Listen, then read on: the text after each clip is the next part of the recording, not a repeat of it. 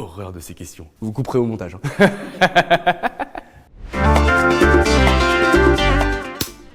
Je m'appelle Christopher, j'ai 32 ans, je suis entrepreneur et je lance dans quelques semaines PopSize, une startup dans la fashion tech.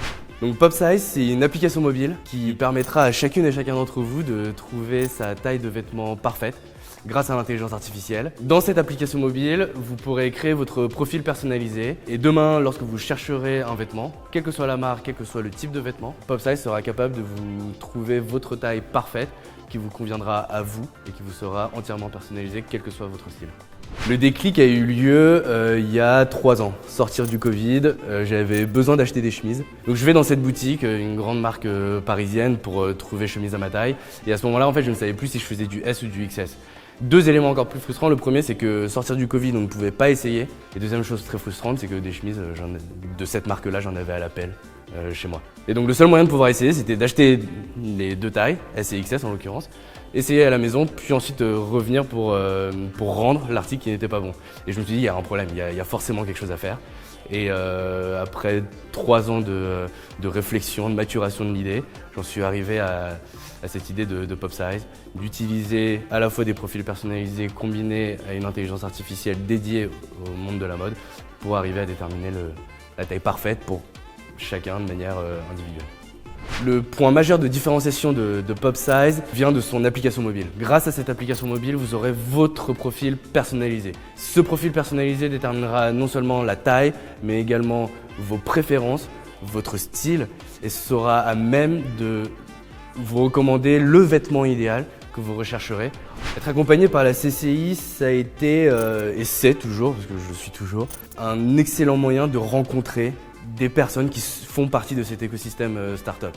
À la fois des startups, comme vous, Rush.io, mais c'est également des intervenants, donc d'anciens ou d'actuels entrepreneurs qui ont vécu justement une expérience entrepreneuriale souvent douloureuse, hein, soyons honnêtes, c'est le monde de l'entrepreneuriat qui veut ça, mais également des réussites.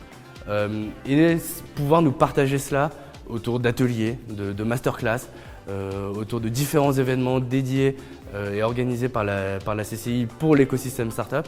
Donc ça a été vraiment un élément un peu déclencheur, voilà, d'avoir rencontré plein de gens, des experts, des start-upers, des entrepreneurs, voilà, qui permet de se créer un réseau et de finalement pas trop évoluer seul, quoi. Elle est tac au tac. Ma journée commence à… Ça dépend.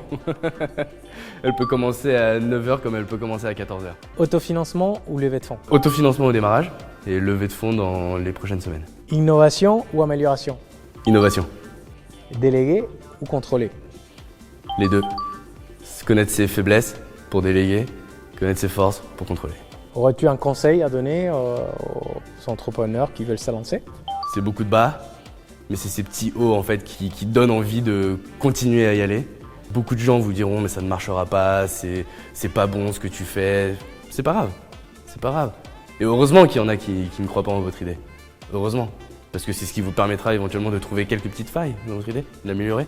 Et si vous y croyez, s'il y a ne serait-ce que quelques personnes qui croient en votre projet, vous verrez que vous ne serez pas seul et finalement c'est plein de gens qui y croient. Juste pour pas être trop statique quoi. Mais le but c'est pas être… Et on saute.